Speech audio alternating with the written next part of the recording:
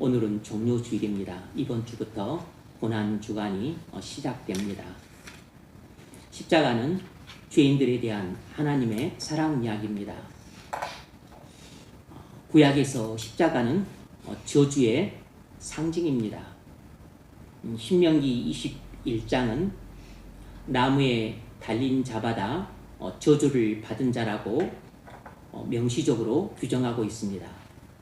신명기 21장 22절 사람이 많이 죽을 죄를 범함으로 내가 그를 죽여 나무 위에 달거든 그 시체를 나무 위에 밤새도록 두지 말고 그날에 장사하여 나무에 달린 자는 하나님께 저주를 받았음이니라.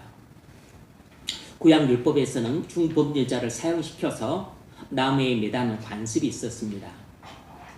이것은 그 중범죄자에 대한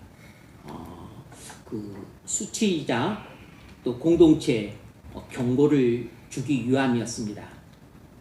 갈라디아서 3장 13절에서 바울은 이 신명기 21장을 인용해서 나무에 달린 자마다 저주를 받은 자라고 말하고 있습니다. 이것은 예수님의 십자가의 대속적 죽음을 말합니다. 그러니까 예수님이 십자가에서 죽으심으로써 우리의 죄를 대신 지고 십자가에서 죽으심으로써 율법의 저주를 받으셨다는 것입니다. 예수님이 십자가에서 우리 죄를 대신 지시고 율법의 저주를 짊어지셨습니다. 그래서 바울은 여기서 예수님의 죽음이 대속적 죽음이라는 것을 우리에게 말해주고 있죠. 예수님의 십자가 대속의 죽음을 믿는 사람은 율법의 저주에서 해방됩니다. 여러분, 사람은 아담의 원죄를 갖고 태어나 하나님의 율법을 어긴 죄인들입니다. 하나님의 율법은 죄의 삭은 사망이라고 정죄합니다.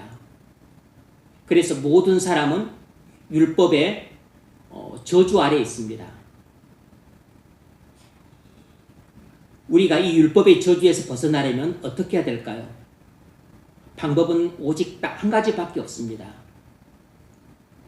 예수를 믿어야 합니다. 예수 그리스도를 믿어야 율법의 저주에서 벗어납니다. 왜냐하면 예수님이 십자가에서 우리 대신 율법의 저주를 받으셨기 때문입니다. 우리가 예수를 믿을 때 우리의 죄가 예수님께 전가되고 예수님의 의가 우리에게 전가됩니다. 그래서 우리는 율법의 저주에서 벗어나게 되고 동시에 예수님의 공로로 말미암아 의롭다함을 받아 하나님의 자녀가 됩니다. 우리의 죄가 예수님께 전가되었으므로 예수님은 우리 대신 율법의 저주를 받습니다. 예수님의 의가 우리에게 전가되었기 때문에 우리는 예수님의 공로로 말미암아 의롭다함을 받아 하나님의 자녀가 됩니다. 이 믿음을 통해서 위대한 전가가 이루어집니다. 십자가 형벌은 원래 로마 제국의 형벌이었습니다. 죄인들이 십자가에 달려 천천히 죽어가고 나중에 까마귀들의 밥이 됩니다. 너무 끔찍한 형벌이었기 때문에 로마는 자국인들에게는 이 십자가 형벌을 내리지 않았습니다. 그런데 하나님께서는 독생자에게 이 끔찍하고 처참한 십자가의 형벌을 내리셨다는 것은 하나님께서 우리를 얼마만큼 사랑하셨는가를 보여주는 증표가 됩니다. 동시에 하나님이 죄를 얼마나 미워하시는가를 보여주는 증표가 되기도 합니다. 그래서 십자가는 먼저 하나님의 공의의 징표이고 동시에 하나님의 사랑의 징표입니다. 그래서 십자가에서 우리의 죄에 대한 하나님의 진노의 심판이 이루어졌고, 그리고 죄인 된 우리를 위해서 독생자 예수를 보내주심으로 우리를 구원해 주신 하나님의 사랑의 증표도 보여주셨습니다. 그래서 모든 사람은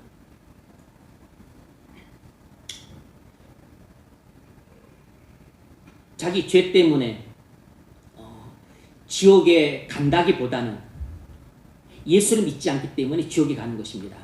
왜냐하면 예수를 믿으면 자기 죄가 태산처럼 커도 죄 용서함 받고 의롭다함 받아서 구원받을 게 있었는데 결국 그들이 지옥에 가게 된 것은 물론 자기 죄에 대한 하나님의 심판 때문이지만 궁극적으로는 예수를 믿기만 하면 죄 용서를 받고 의롭다함 받아 하나님의 자녀가 될 기회가 있었음에도 불구하고 결국에는 예수를 믿지 않았기 때문에 죄 용서함 받지 못하고 지옥에 가게 된 것입니다. 그러므로 본질적으로는 자기 죄 때문에 지옥에 갔지만, 그러나 궁극적인 측면에서 보자면 예수를 믿지 않음으로 지옥에 가게 된 것입니다.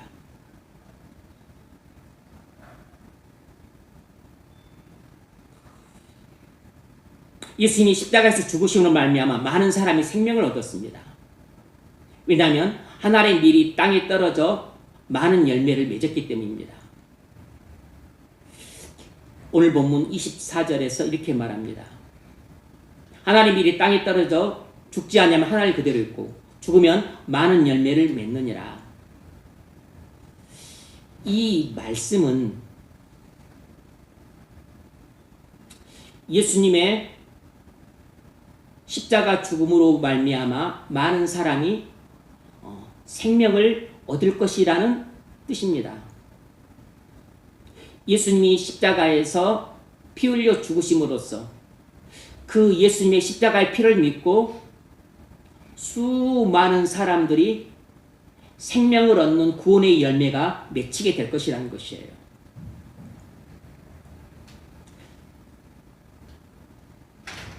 그래서 이 말씀은 예수님의 십자가의 죽음을 예표하는 말씀이에요. 만일 예수님이 죽지 않으면 아무도 구원받을 수 없다는 것을 비유로 말씀하고 있는 것입니다. 십자가는 하나님의 큰 사랑입니다. 하나님이 우리를 얼마나 사랑하시는지 십자가를 통해 전부 보여주셨습니다. 그래서 바울은 그리스도와 그 십자가 외에 다른 것은 알지 아니하기로 작정하였다고 말할 정도였어요.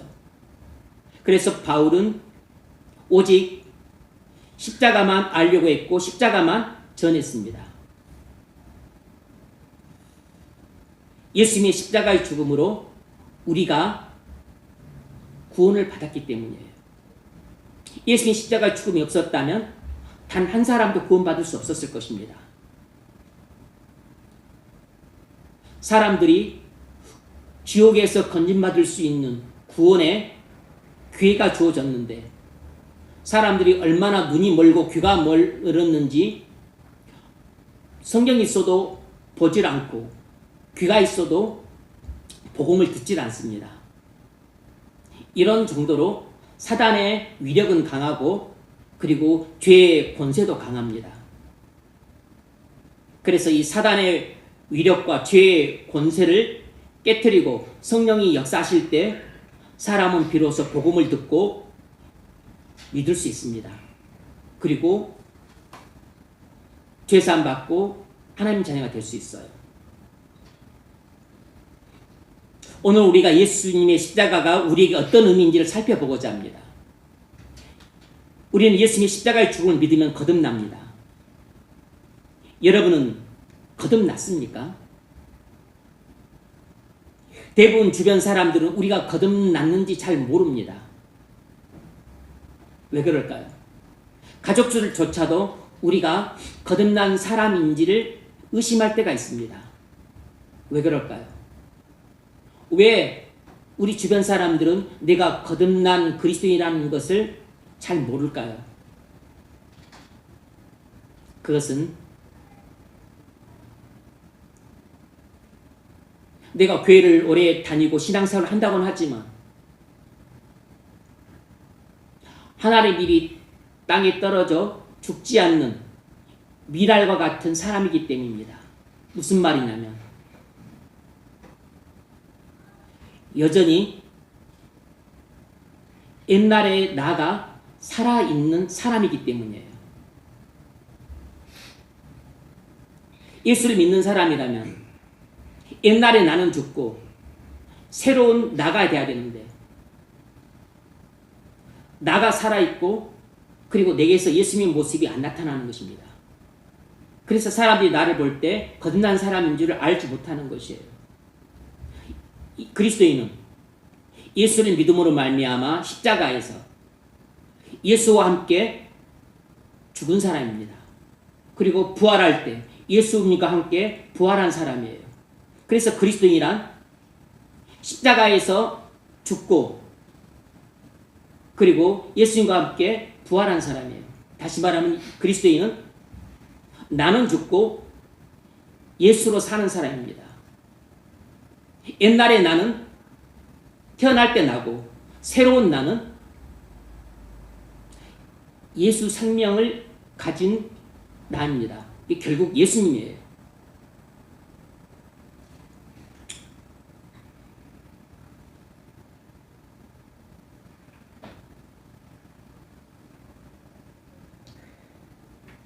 예수님은 십자가에서 우리 죄를 대신 지고 하나님의 진노를 받으셨습니다.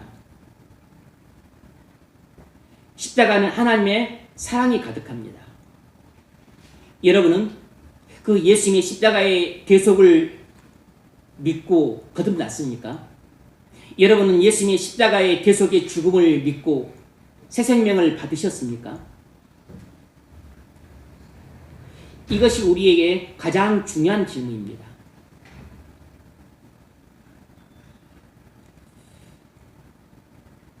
주님은 용서에 대해 이런 비유를 하셨어요. 1만 달란트 탕감을 받은 자가 100데나리온 빚진 그 친구를 용서하지 않자 1만 달란트 그 빚을 탕감해 준 것을 취소하고 감옥에 보냈다는 비유를 말씀하셨어요. 물론 이 비유는 우리의 죄가 용서받은 것이 다시 취소될 수 있다는 뜻을 갖고 있지는 않습니다. 이 비유가 우리에게 교훈하고 있는 바는 1만 달란트처럼 갚을 길 없는 죄 용서함이라고 하는 무한한 큰 은혜를 받은 사람들조차도 자기에게 작은 해를 끼친 이 작은 죄를 지은 그 사람도 잘 용서하지 않는 성향을 책망하고 있는 것입니다.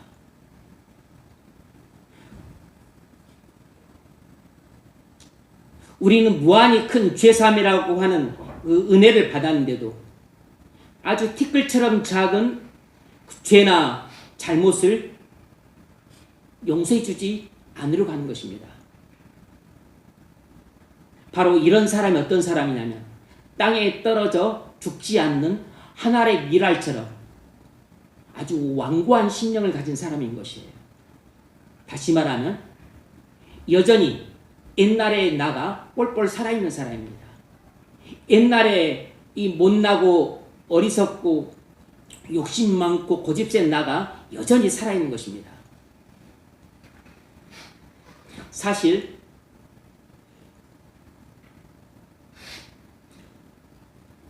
예수 십자가를 믿고 죄 용서함 받은 사람이라면 이미 십자가에서 예수님과 함께 내가 죽고 그리고 예수님과 함께 부활했기 때문에 옛날에 나는 죽었어요. 이제 나는 예수라고 하는 새 사람이 되었습니다. 내 안에는 옛날에 나가 살고 있지 않고 예수님이라고 하는 새로운 나가 살고 있어요. 그래서 과거 옛날처럼 그렇게 작은 죄나 허물 하나 용서하지 못하는 사람이 될 수 없는 것입니다. 이런 것은 사실상 어불성설이에요. 원리상 말이 안 되는 것입니다. 그런데 실제적으로는 우리가 그런 모습으로 살 때가 허다해요. 원리상으로는 말이 안 되는데 실제적으로는 그런 일이 일어나고 있는 것입니다. 바로 예수님이 그런 모습을 비유로 책망한 것이에요.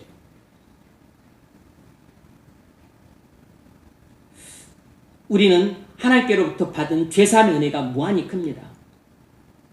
그런데 우리는 잘못한 사람, 마음에 들지 않는 사람, 눈에 거슬린 사람들을 잘 용서 못하고 사랑하지도 못합니다. 왜 우리가 이 모양일까요? 그것은 우리의 십자가 이해가 잘못되었기 때문입니다.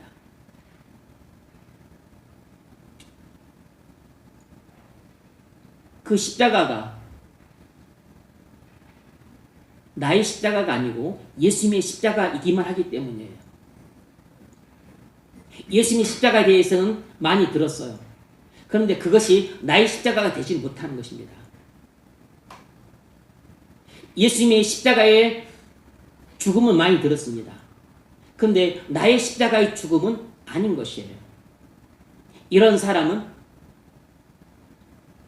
죄사함 받았다는 것을 알고 믿는다고 고백하지만 실제로 다른 사람이 죄를 용서하지도 못하고 사랑하지도 못합니다.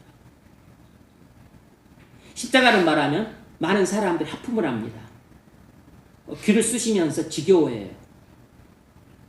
지난번 들었던 이야기 또 재방송 듣는 사람처럼 식상해합니다.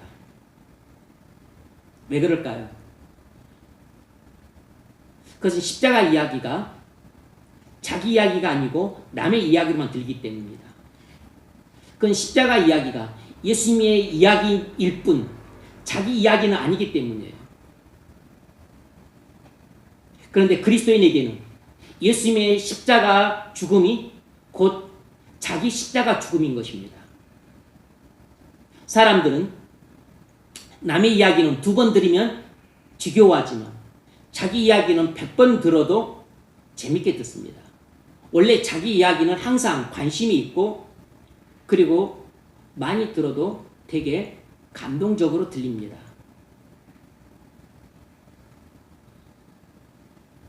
정말로 예수님의 그 십자가의 죽음이 자기 십자가의 죽음이라는 것을 확실히 경험한 사람은 그 십자가는 남의 이야기가 아니고 예수님의 이야기면서 동시에 나의 이야기이기 때문에 항상 관심 있게 듣고 그리고 감동을 받습니다. 여러분 어떻습니까? 여러분은 예수님의 십자가의 죽음 이야기가 여러분의 이야기처럼 들리십니까? 아니면 그냥 예수님, 남의 이야기로만 들리십니까? 십자가에서 그리스도와 함께 내가 죽었다면 그 십자가는 예수님의 십자가만은 아니고 곧 나의 십자가인 것입니다. 내가 예수를 믿고 예수님과 연합되어서 십자가에서 예수님과 함께 죽었다면 그 예수님의 십자가의 죽음은 곧 나의 십자가 죽음인 것입니다. 예수님의 죽음이 곧 나의 죽음인 것이에요. 그래서 십자가는 남의 이야기가 아니고 곧 내 이야기입니다. 그리고 내 인생의 터닝포인트가 되었던 사건인 것이에요. 그래서 항상 기쁘고 항상 감격적이고 그리고 항상 내게는 감동적으로 들리는 이야기가 돼요. 여러분은 언제 거듭났습니까? 예수를 믿고 성령 세례를 받을 때 거듭났을 것입니다. 성령이 우리 안에 들어오신 것을 예수님을 영접했다고 말합니다. 우리가 예수님을 영접했다고 하는 것은 예수님이 우리 안에 들어오셔서 예수님이 우리 안에 들어오시는 순간 나는 죽고 그리고 이제 새로운 나인 예수님이 내 안에 사시는 것입니다. 우리가 예수를 믿는 순간 예수님과 연합이 되어 한 몸이 됩니다. 그때 아담 안에 있던 나는 죽고 이제 그리스도 안에 있는 나로 바뀝니다. 아담 안에 있던 나, 옛날에 나는 죽고 그리스도 안에 있는 나로 새롭게 태어나요. 거듭 태어나게 됩니다. 이것을 거듭남이라고 하는 것이에요. 우리가 예수를 믿을 때 예수님과 연합됨으로써 우리는 거듭나게 됩니다. 새로 태어나게 돼요.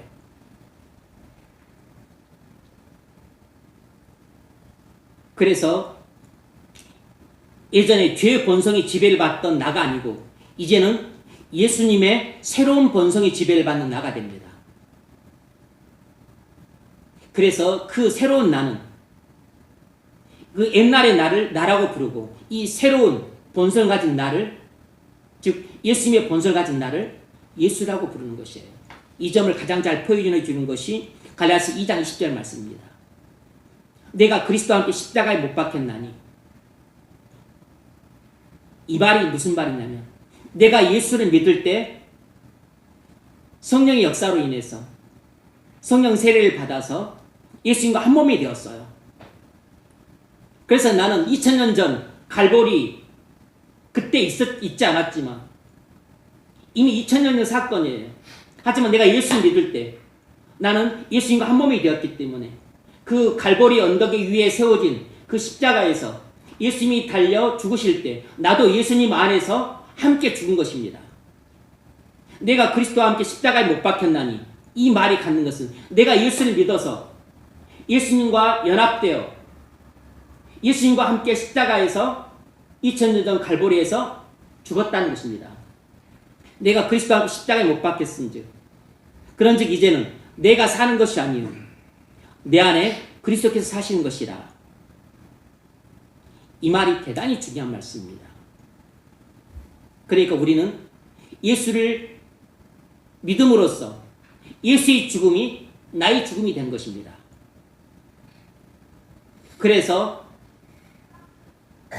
이제는 내 안에 나는 죽고 예수만 살아있는 것이에요. 내가 예수를 믿을 때 2000년 갈보리 십자가에서 나는 예수님과 함께 죽었습니다. 그리고 부활할 때 다시 살아났는데 그 살아난 나는 예수 생명을 가진 나예요. 그래서 예수 생명이 내 안에 들어오신 것입니다. 그래서 나는 예수님을 믿는 순간 옛날에 나는 죽었고 새로운 나가 살아있는데 이 새로운 나가 바로 예수예요. 그래서 여러분이 예수를 정말로 믿었다면 여러분 안에는 여러분은 죽었고 예수님만 살아계세요. 이것이 바로 그리스도인의 정체성입니다.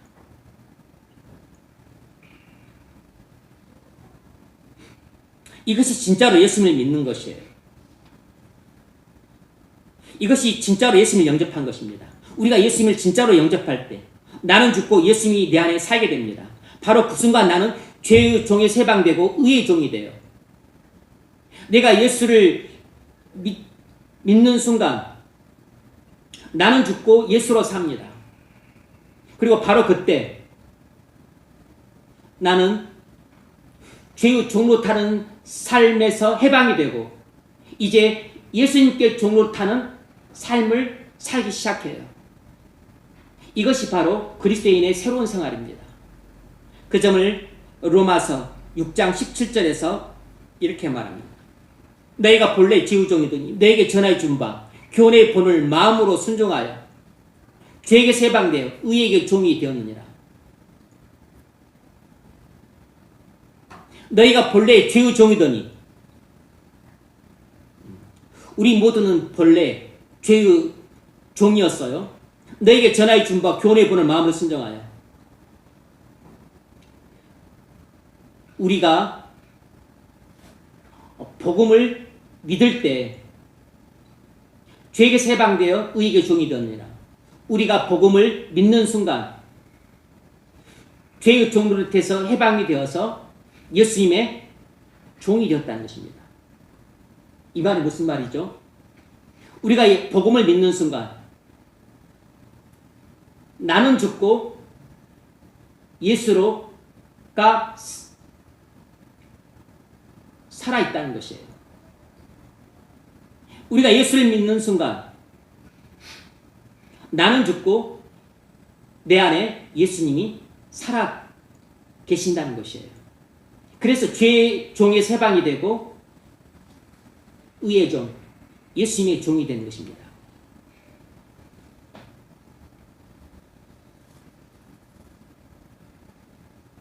그때 비로소 예수님의 십자가가 나의 십자가가 되는 것이에요.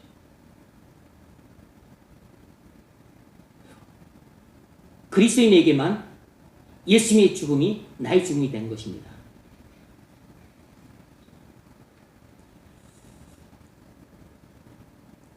전도하다 보면 왜 예수님이 십자가에서 죽었는데 내 죄가 용서받습니까? 라고 묻는 사람들이 많습니다.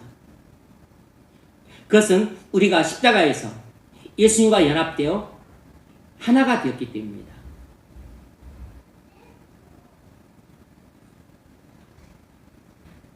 로마서 6장 3절 무릇 그리스도 예수 합하에 세례를 받은 우리는 그의 죽으심과 합하에 세례를 받은 줄을 알지 못하느냐. 우리가 예수를 믿는 순간 예수님과 연합되어서 십자가에서 함께 죽었고 그리고 예수님이 부활할 때 예수님과 함께 부활했습니다. 그래서 우리가 예수를 믿기만 했는데 예수님의 십자가 죽음이 곧 나의 십자가 죽음이 되는 것입니다. 그리고 예수님의 그 부활이 곧 나의 부활이 되는 것이에요. 그래서 내 안에는 나는 죽고 예수님이 살아계신 것입니다. 우리가 죄사함 받았는데 아직 우리 옛사람이 죽지 않은 경우는 없습니다. 원리적으로 불가능해요. 그리스도인은 십자가에서 그리스도와 함께 그의 옛사람이 죽었기 때문에 더 이상 죄의 종로로 하는 삶을 살 수 없습니다. 로마서 6장 6절이 그 점을 잘 말해주고 있습니다. 우리 옛사람이 예수와 함께 십자가에 못 박힌 것은 다시는 우리가 죄에게 종노릇하지 아니하려 함이니 이는 죽은 자가 죄에서 벗어났습니다. 우리가 예수와 함께 십자가에 못 박힌 것은 갈라디아서 2장 20절 말씀과 거의 비슷해요. 우리가 예수와 함께 십자가에 못 박힌 것은 죄의 몸이 죽어 다시는 우리가 죄에게 종노릇하지 아니하려 함이니 다시는 우리가 죄의 종노릇하지 않기 위함이니 이는 왜냐하면 죽은 자가 죄에서 벗어났습니다. 우리가 예수를 믿는 순간 우리는 예수와 함께 십자가에서 못 박혀 죽었습니다. 왜냐하면 내가 예수를 믿는 순간 예수님과 연합해서 한 몸이 되었기 때문이에요. 그리고 예수님이 부활할 때 내 영도 함께 부활했어요. 그래서 예수를 믿는 나는 내 속에는 옛날에 나는 죽었고 새로운 나가 살아있습니다. 근데 그 새로운 나가 바로 예수 생명을 가진 나예요. 그것을 예수라고 부르는 것입니다. 그래서 내 속에는 나는 죽고 예수님만 살아있는 것이에요. 이것이 그리스도인의 정체성입니다. 그래서 그리스도인은 더 이상 나가 왕노릇하지 않고 예수님이 왕노릇하세요. 나가 왕노릇하지 않고 예수님이 왕노릇한다는 말은 그리스도인은 더 이상 죄가 왕노릇하지 않고 의가 왕노릇한다는 뜻입니다. 나는 곧 죄고 예수님은 곧 의예요. 죄에게 세방되어 의에게 종노릇하니라. 이 말은 나는 죽고 예수님이 살아있다는 뜻이에요.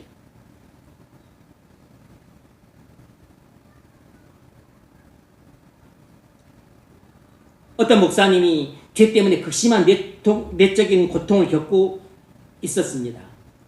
강지상 뒤에서 떼굴떼굴 구르면서 기도했어요. 하나님, 죄 짓지 않게 해주세요. 그렇게 떼굴떼굴 구르면서 죄 짓지 않게 해달라고 기도하는데 하나님의 음성이 들렸습니다. 너는 죽었느니라. 너는 죽었느니라. 목사님은 죄 문제로 몸부림쳤었습니다. 내가 이렇게 더러운 놈인가? 내가 이렇게 가증한가? 내 죄 본성이 이렇게 강하고 질긴가? 목사님은 죽고 싶었습니다. 그런데 하나님의 음성이 들렸어요. 너는 이미 죽었느니라. 처음에는 이해가 안 됐답니다. 무슨 말인지 잘 깨닫지 못했다는 것이에요. 그런데 곧 깨달았죠. 목사님은 그것을 믿음으로 받아들였습니다. 그리고 기쁨과 감격으로 그걸 받아들였어요. 나는 죽었습니다. 이제 예수님이 내 안에 살아계십니다. 하나님이 나는 죽었다고 했으니까 나는 죽은 것입니다. 이제 살아있는 나는 나가 아니고 예수님인 것이에요. 내 안에 몸뚱 안에는 나지만 내 속에는 옛날에 나는 죽고 이제 예수님이 살아계신 것입니다. 죄를 이기지 못해 머무르셨던 목사님께 주셨던 그 하나님의 응답, 너는 죽었느니라. 이 말씀을 들은 후부터 목사님은 비로소 죄에서 승리를 경험하기 시작했어요.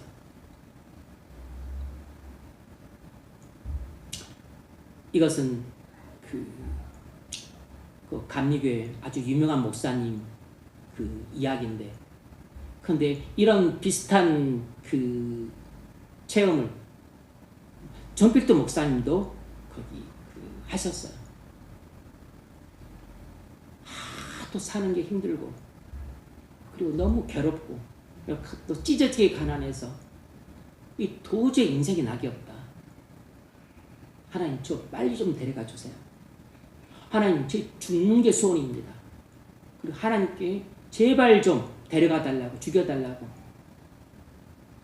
기도원에 올라가서 금식 기도를 했습니다. 사는 게 너무 힘들고 인생에 소망이 없고 절망적이고 먹고 살 수가 없고, 그때 하나님이 그 전필도 목사님과 찾아오셔서 딱 이 말씀하셨어요. 너는 이미 죽었느니라.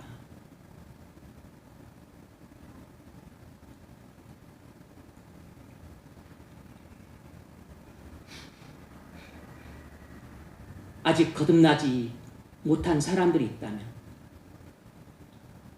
기도하십시오. 하나님께서 여러분에게도 너는 죽었느니라 이 하나님의 음성을 들려주실 겁니다. 아니면 정신 차려 이놈아, 이렇게 크게 책망하는 음성일지라도 하나님의 음성만 들으면 삽니다. 하나님의 음성을 들으면 누구든지 살아요. 하나님의 음성에 생명이 있기 때문입니다. 하나님의 음성이 내게 들렸다는 것은 하늘문이 열렸다는 뜻이에요. 지옥문이 닫혔다는 뜻입니다. 하나님이 내게 사랑을 확증시켜 주는 사건이에요. 무슨 음성이든 하나님의 음성을 들어야 됩니다. 마귀의 음성을 또 착각해서 들으시면 안 돼요.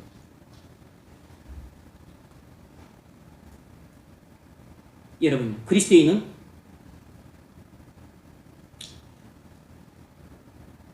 나는 죽고 예수님이 살아있는 사람이에요. 갈라디아서 2장 20절, 내가 그리스도와 함께 십자가에 못 박혔나니 그런즉 이제는 내가 사는 것이 아니요 내 안에 그리스도께서 사시는 것이라. 이것이 그리스도인의 정체성을 가장 잘 보여주는 말씀입니다. 로마서 6장 6절 말씀과 거의 흡사한 말씀이에요.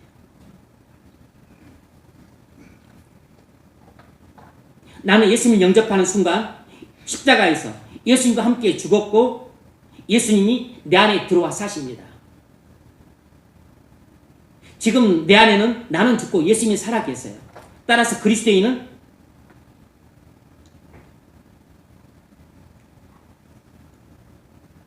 새로운 생명을 가진 사람입니다.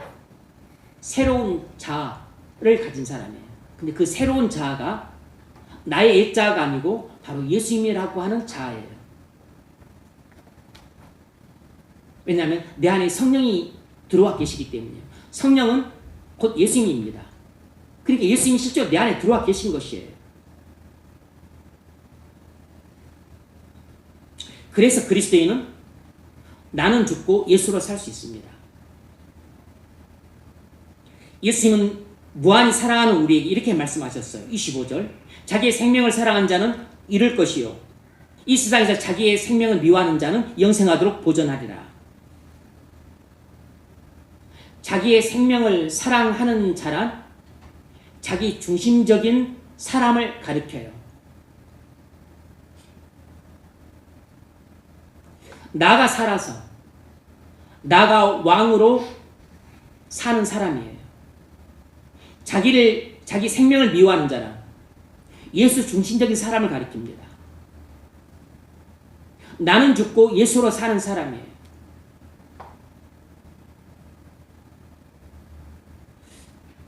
여기서 예수님은 두 종류의 삶을 대조하고 있습니다.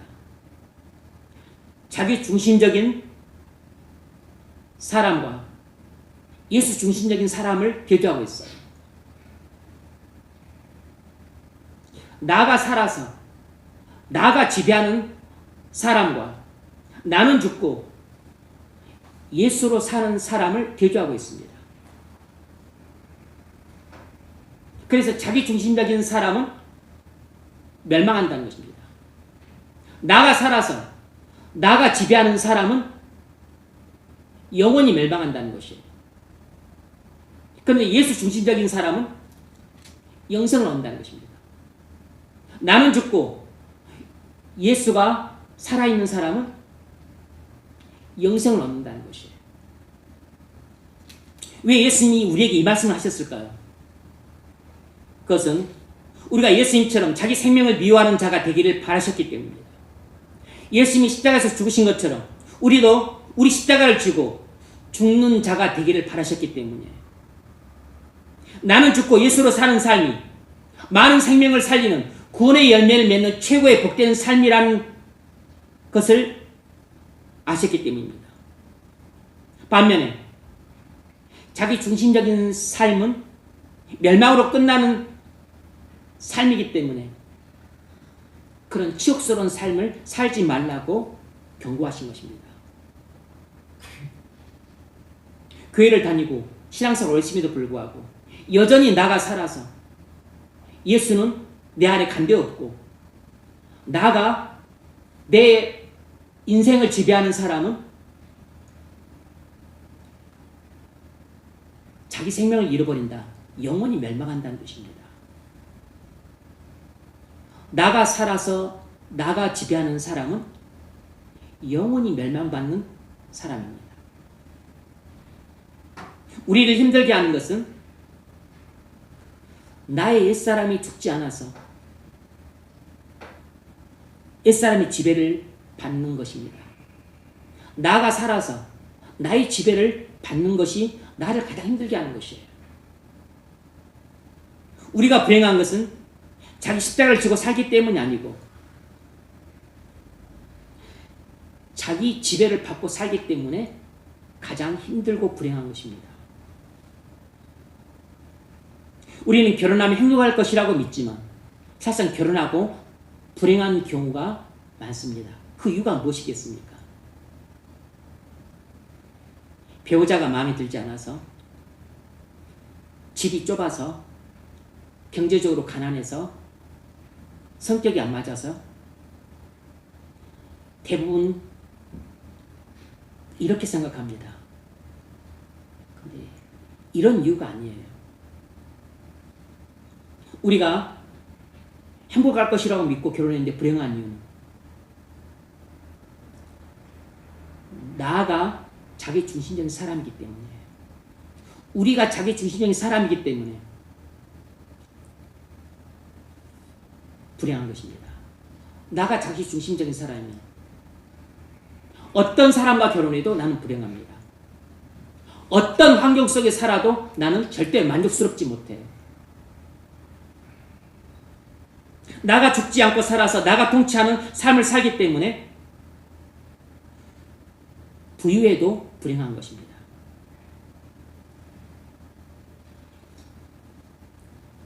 예컨대 저 사람과 결혼하면 행복할 줄 알았는데 이런 생각을 합니다.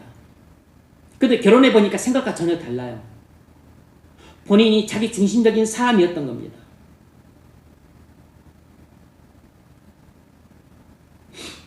그걸 어떻게 하냐고요?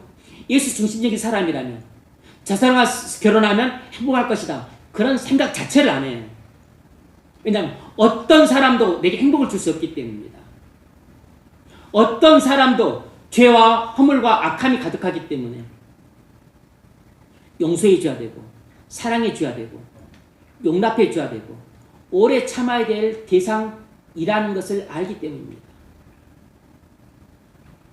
키 크고 멋지고 얼굴 잘생기고 직장 좋으면 그럼 그런 사람과 결혼하면 무조건 다 행복하겠습니까?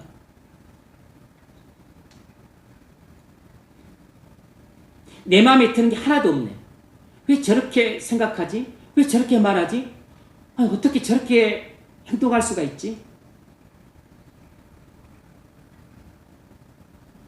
너무 눈에 거슬려요. 마음이 안 맞습니다. 내가 자기 중심적이기 때문에 그래요.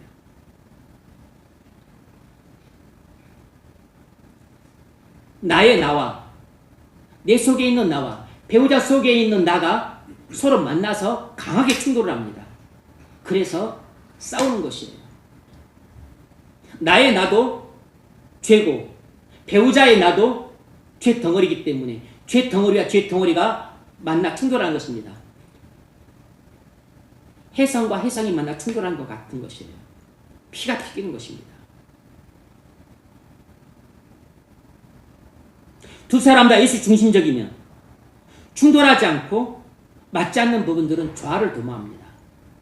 당연히 예수 중심적인 사람이라도 많은 부분이 맞지 않죠.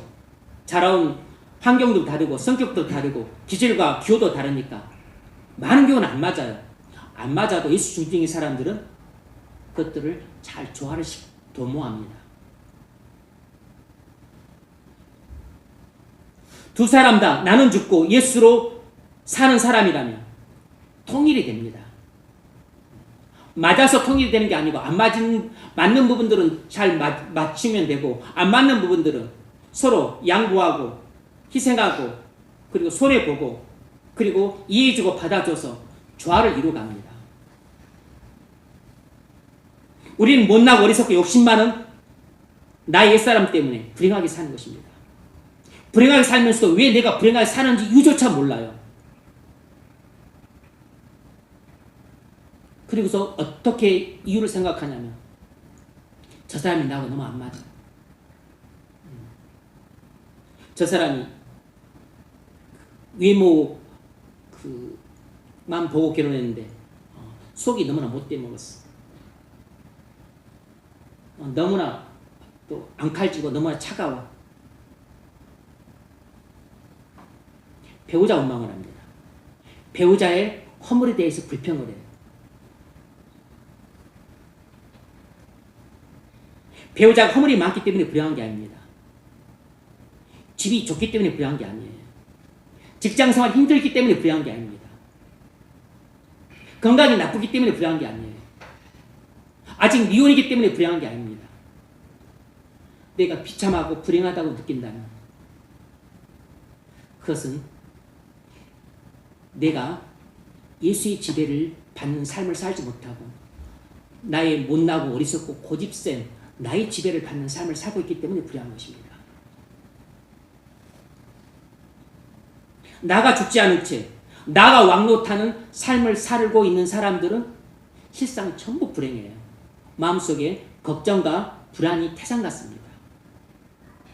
집이 크고 사회적 지위가 높고 건강하고 가정을 이루어도 행복하지 않은 것은 바로 내 안에 나가 죽지 않았기 때문이다. 내 안에 예수님이 살아계셔서 나를 통치하고 있지 않기 때문에. 만약 우리가 좀 가난하고 건강도 안 좋고 또 삶의 여건이 좀 안 좋을지라도 나가 죽고 예수님이 살아계셔서 왕으로 확실하게 통치하는 삶을 산다면 몸이 좀 안 좋고 경제적으로 좀 어려움이 있고 다른 고통이 있을지라도 내 안에는 우와 평강과 희락이 넘치는 하나님의 나라가 임하기 때문에 희한하게 행복감을 느껴요. 희한하게 활력이 있습니다. 도대체 경제적으로 풍요로운 것도 아니고 직장생활도 힘들고 몸이 건강도 안 좋고 여러 가지 조건도 안 좋은데 예수님이 나의 왕으로서 통치를 하게 되면 나의 삶의 여건과는 상관없이 우와 평강과 희락이 넘치는 하나님의 나라가 임해서 그래서 행복한 것입니다. 그래서 찬양과 기쁨이 나와요. 여러분에게서 찬양과 기쁨이 사라졌다면 그것은 예수님의 통치를 받는 삶이 아니기 때문이다. 나가 통치하는 삶을 살고 있기 때문이에요. 근데 만약 여러분에게서 찬양과 감사가 넘치고 우와 평강과 희락이 넘치고 있다면 그것은 여러분의 삶의 조건이 좋기 때문이 아닙니다. 나는 죽고 예수님이 살아계셔서 예수님이 왕으로 통치하심으로 내게 우와 평강과 희락이 넘치는 하나님의 나라가 내 안에 건설되었기 때문에 내가 천국의 기쁨을 누리며 살고 있는 것이에요.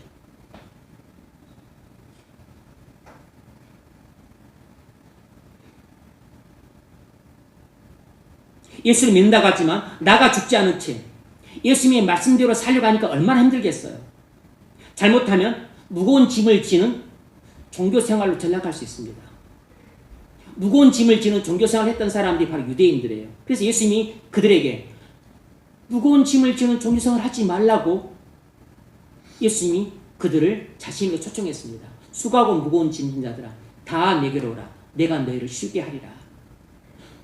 무거운 짐을 지는 종교생활을 하는 사람들에게는 안식이 없어요. 우와 평강과 희락이 넘친 하나님 나라가 없습니다. 그러나 예수님을 정말 믿음으로 나는 죽고 예수로 사는 사람이 되면 우와 평강과 희락이 넘친 하나님 나라가 임하기 때문에 안식을 누립니다. 그래서 예수 안에 있는 사람은 마음에 평안과 쉼이 있어요. 수고하고 무거운 짐자다 다 내게로 오라. 내가 너희를 쉬게 하리라.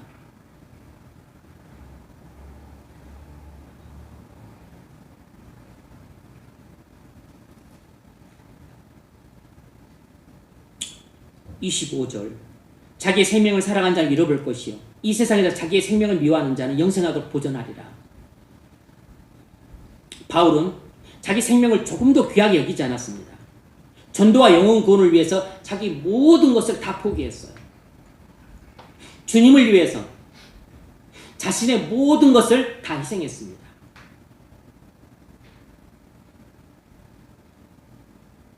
부모로부터 물려받을 수 있는 그 많은 재산, 또 가말리엘 그 수제자로서 그 자신이 유대 사회에서 누리게 될 수 있는 그 사회적인 높은 지위와 그리고 명예와 또 부, 사람들의 그 신뢰와 존경과 사랑, 이 모든 것을 다 버렸습니다. 사도행전 20장 24절에서 바울이 에베소 장로들의 목을 부여안고 이야기를 하고 있어요.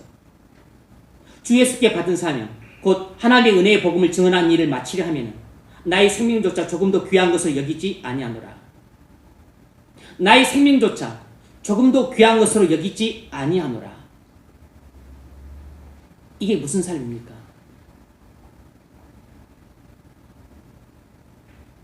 자기 생명을 미워하는 자였던 거예요. 바울은 이 요한복음 12장 25절에 나온 자기 생명을 미워하는 자였던 겁니다. 이 세상에서 자기 생명을 미워하는 자는 영생하도록 보존하리라. 바울은 나는 죽고 예수로 사는 사람이었던 것이에요. 그래서 철저하게 예수 중심적인 사람이었습니다. 그래서 철저하게 죄의 종로로서 해방되고 그리고 예수의 종로 타는 삶을 살았던 것이에요. 나는 죽고 예수로 사는 삶을 살았기 때문에 자기 생명을 조금 더 귀한 것으로 여기지 않았던 것입니다. 그래서 빌립보서 1장 21절에서도 그 이야기를 하고 있잖아요.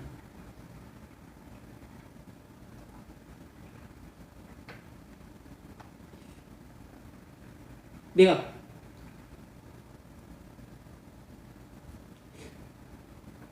존귀하게 되면서 그리스도니 내가 죽는 것도 유익합니다. 그리스도께서 존귀하게 되기 위해서라면 나는 죽는 것도 유익이라고 본다는 것입니다.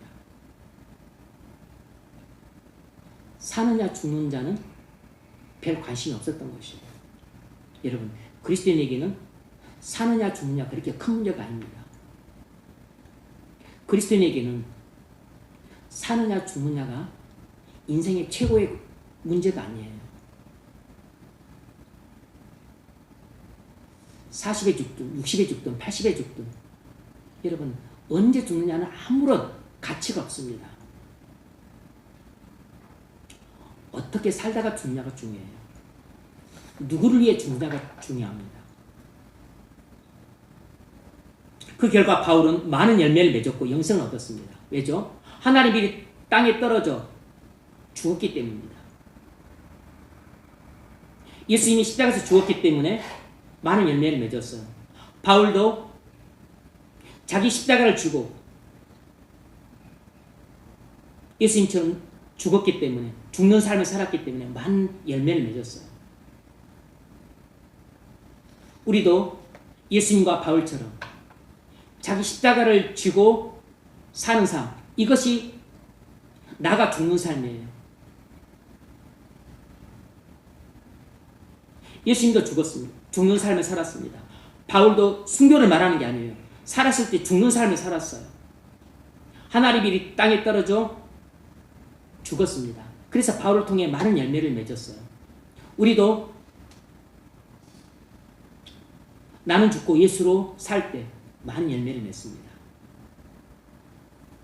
이것이 자기 십자가를 지는 삶이에요. 여러분, 하나님 나라의 열매는 희생에서 나옵니다. 희생이 없으면 열매도 없어요. 죽음이 없으면 생명도 없습니다. 우리에게 열매가 없는 것은 우리가 희생하지 않았기 때문입니다. 여러분에게 열매가 있다면 여러분의 희생 위에 하나님의 은혜가 부어졌기 때문이에요. 자랑하지 말고 감사하십시오. 우리가 열매가 없는 것은 내가 희생하지 않았기 때문입니다. 여러분에게 열매가 있다면 여러분의 희생 위에 하나님의 은혜가 부어졌기 때문에 열매가 맺혀질 수 있었습니다. 그러므로 거들먹거리지 말고 겸손하십시오. 하늘의 비리 땅에 떨어져 죽지 아니하면 하늘 그대로 있고 죽으면 많은 열매를 맺느니라. 우리는 여기서 중요한 진리를 발견하게 됩니다. 이 24절, 25절 예수의 죽음이 나의 죽음이 될 때 비로소 예수의 생명이 나의 생명이 된다는 것이에요. 여러분, 이것이 오늘 제가 여러분에게 전하고자 하는 가장 핵심적인 진리입니다. 예수의 죽음이 나의 죽음이 될 때 비로소 예수의 생명이 나의 생명이 됩니다. 이것이 바로 그리스도인이에요. 이렇게 될 때 비로소 열매가 맺힙니다. 많은 열매가 맺죠. 23, 24, 25절을 관통하는 교리는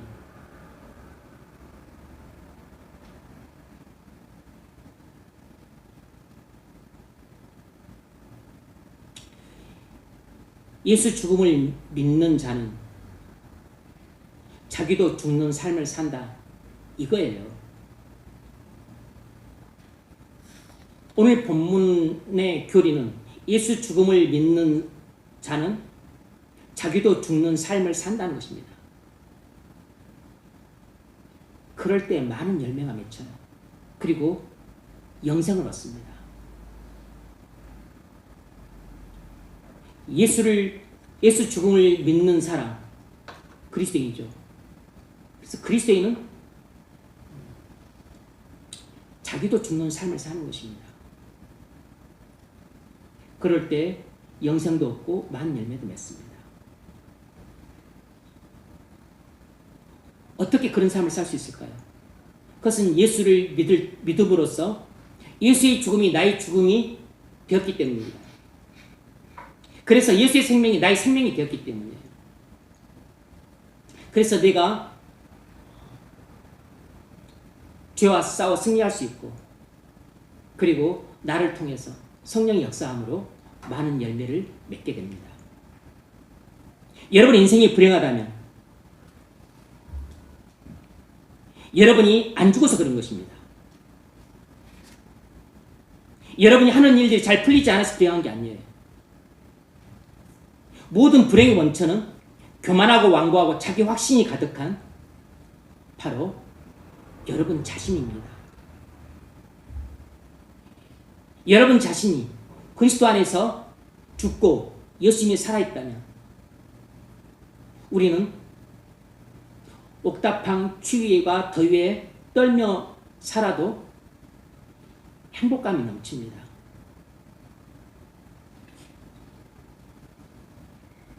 가정이 행복하지 않다면 배우자를 잘못 만나서가 아니라 자기가 죽지 않았기 때문입니다. 쓸데없이 배우자 탓만 하지 마십시오.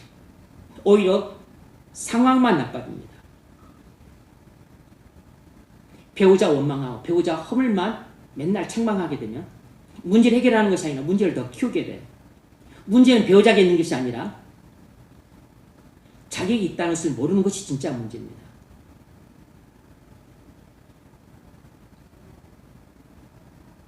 직장생활이 늘 고통스럽고 벗어나고 싶다면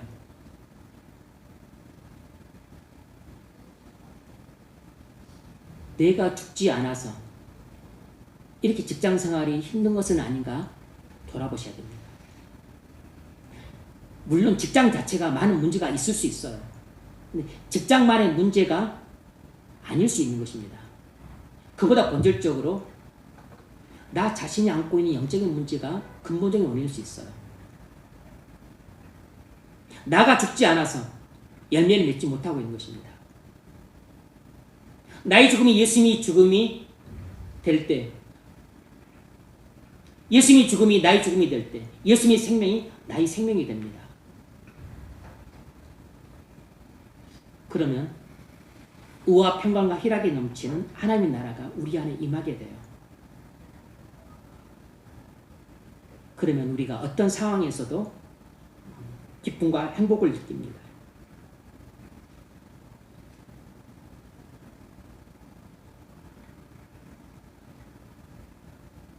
자기를 사랑하는 사람에게는 열매가 없습니다. 우리가 열매를 맺지 못하는 것은 나가 죽지 않았기 때문입니다.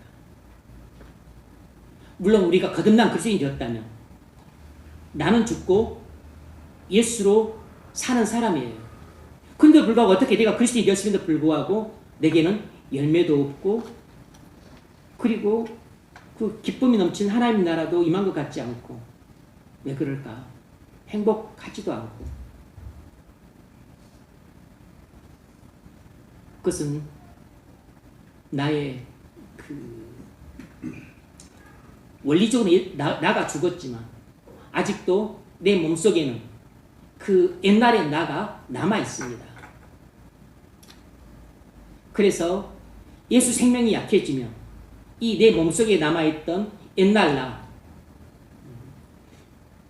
죄성이 강하게 일어나요. 그 지배를 받게 되면, 그 영향을 강하게 받게 되면 마치 내가 거듭나지 않은 사람처럼 나는 많은 죄와 허물을 범하게 되고 그리고 하나님 나라를 잃어버리게 되고 그래서 기쁨과 행복도 잃어버리게 됩니다. 이것이 가장 무기력하고 무능력한 그리스도인의 모습이에요.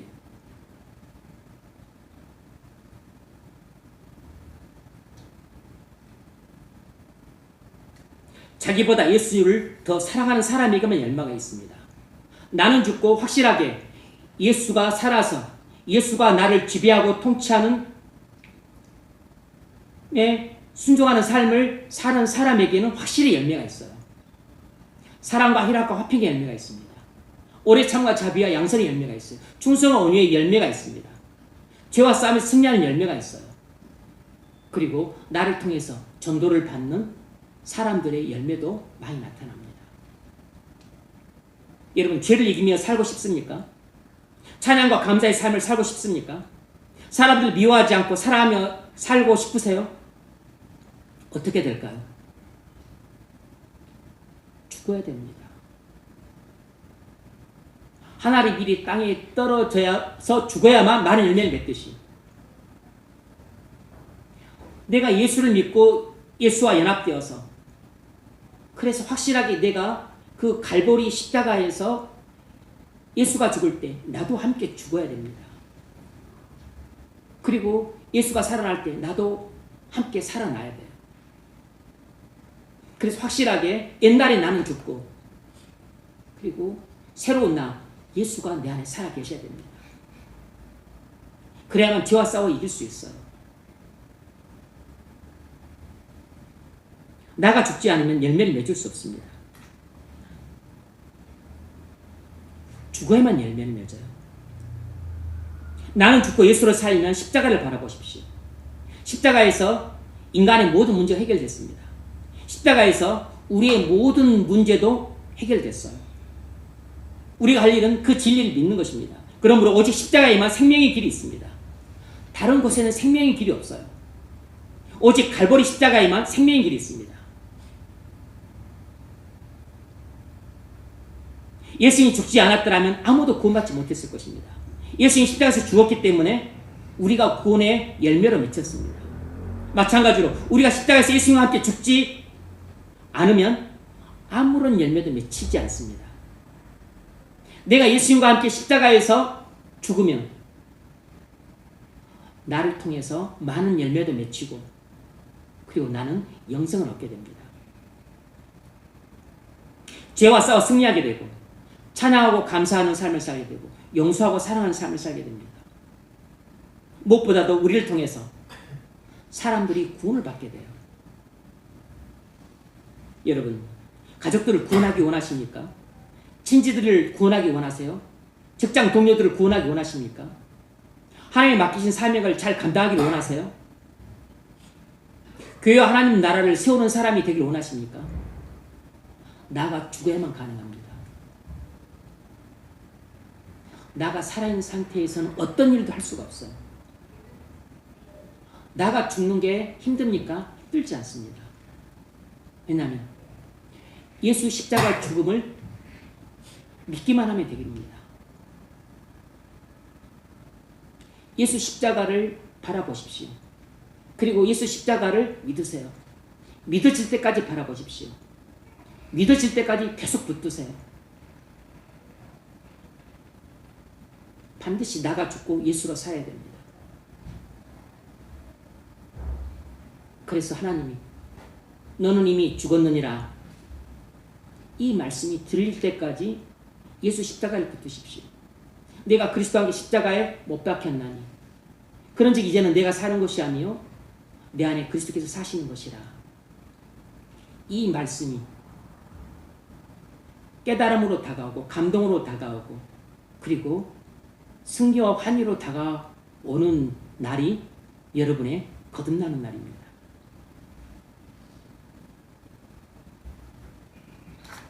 한 알이 미리 죽어 많은 열매가 맺듯이 나가 죽어야 많은 열매가 맺습니다. 나가 살아있는 사람은 아무런 열매도 안 맺어요. 사랑도 없고 희락도 없고 화평도 없습니다. 나가 살아있는 사람은 겸손도 없고 온유도 없고 오래 참음도 없고 용납과 용서와 사랑도 없습니다. 나가 살아있는 사람은 교만하고 완고하고 조급합니다. 나가 살아있는 사람은 자기 확신이 강해도 너무 강해요. 고집이 세도 너무 고집이 셉니다. 마음이 굳어도 너무 굳어요.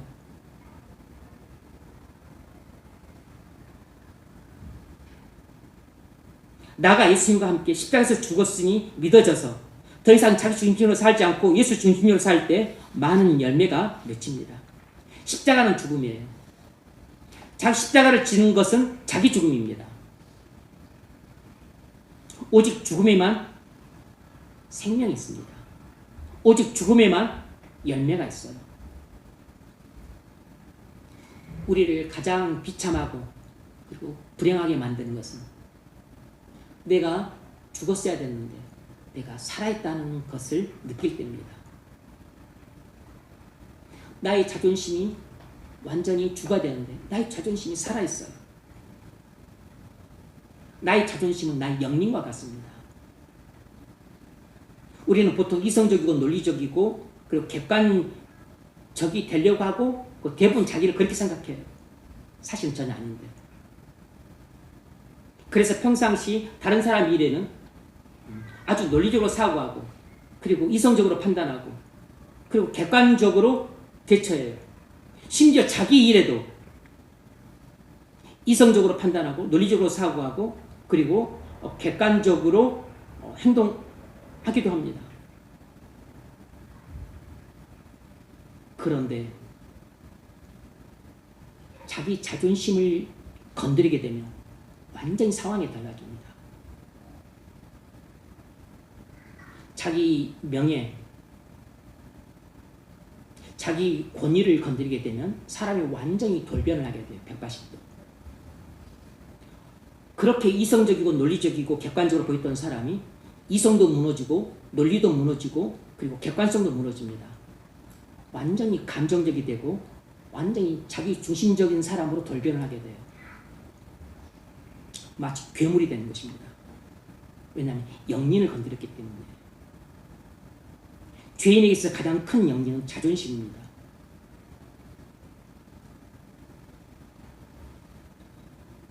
목사들도 잘 참다가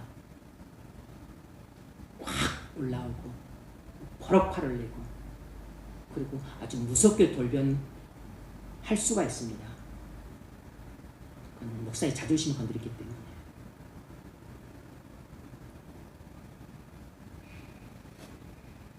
목사에 있어도 아직 그 부분이 안 죽은 것이죠. 자존심이 죽어야 되는데 안 죽은 것입니다. 그러니까 욱하고 한번 터뜨리는 것입니다. 폭발하는 것입니다. 영린을 건드리면 영이 화를 내서 불을 뿜어서 잡아 죽이죠.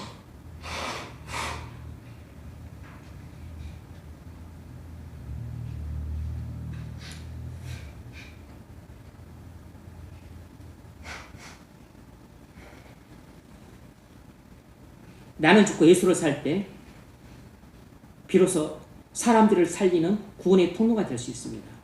그러면 우리가 할 일은 나는 이미 십자가에서 예수님과 함께 죽었다는 것을 마음으로 믿는 것입니다. 그리고 입으로 그것을 계속 고백하는 것이에요. 나는 이미 예수님과 함께 십자가에서 죽었다.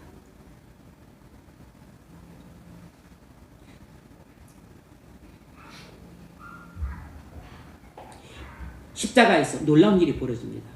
우리가 예수를 믿을 때 우리 몸이 죽기 전에 우리 옛사람이 죽었음을 보는 것입니다.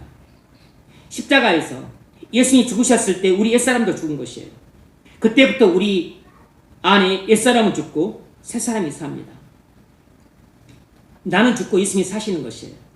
여러분, 씨앗은 아주 작습니다. 씨앗 하나를 갖고 있으면 100년이 가도 씨앗 하나 그대로예요. 그러나 땅에 심어 보십시오. 그 작고 초라한 씨앗에서 많은 열매가 맺힙니다. 씨앗 하나가 비교가 안 될 정도로 풍성한 생명을 맺어요. 그래서 그 씨앗은 반드시 죽어야 됩니다. 안 죽으면 아무짝에도 쓸모가 없어요. 안 죽는 씨앗은 아무짝에도 쓸모가 없습니다. 씨앗은 죽으라고 있는 것이에요. 한 알이 미리 죽는 것처럼 그리스도 안에서 나가 죽고 예수로 살 때 풍성한 생명을 맺게 됩니다. 한 알이 미리 땅에 떨어 죽지 않으면 한 알 그대로 있고 죽으면 많은 열매를 맺느니라. 여러분, 십자가 사건이 여러분 인생을 바꿨습니까? 십자가가 남의 이야기일 때는 절대 그렇게 될 수 없습니다. 십자가가 여러분 자신의 이야기가 될 때 여러분 인생이 바뀌게 됩니다. 그때 열매도 맺혀요. 말씀 맺겠습니다. 여러분, 우리에게 필요한 것은 단순히 교리적인 지식으로서의 십자가가 아닙니다. 물론 십자가를 교리적인 지식으로 아는 것도 필요하지만 그보다 더 필요한 것은 십자가를 경험하는 것입니다. 정말로 우리에게 필요한 것은 십자가에서 내가 예수님과 함께 죽었다는 것을 믿는 것이에요. 먼저는 예수님의 십자가 죽음이요, 그 다음에는 나의 십자가 죽음입니다.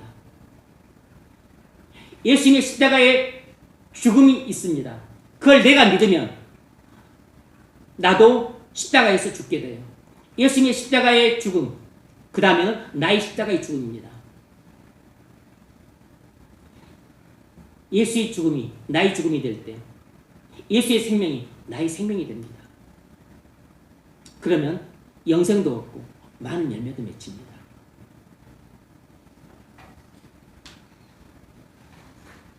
오늘은 종료주일입니다. 십자가에서 죽으신 예수님을 바라보십시오. 그리고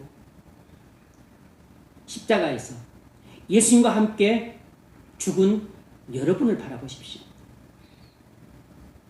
여러분의 영적인 눈에 십자가에서 예수님과 함께 죽은 여러분 자신이 보이시길 바랍니다. 예수의 죽음이 나의 죽음이 될 때 비로소 예수의 생명이 나의 생명이 됩니다. 예수의 죽음이 나의 죽음이 될 때 우리를 통해 많은 열매가 맺혀질 것입니다. 예수의 죽음이 여러분의 죽음이 되시길 주의 이름으로 축원합니다.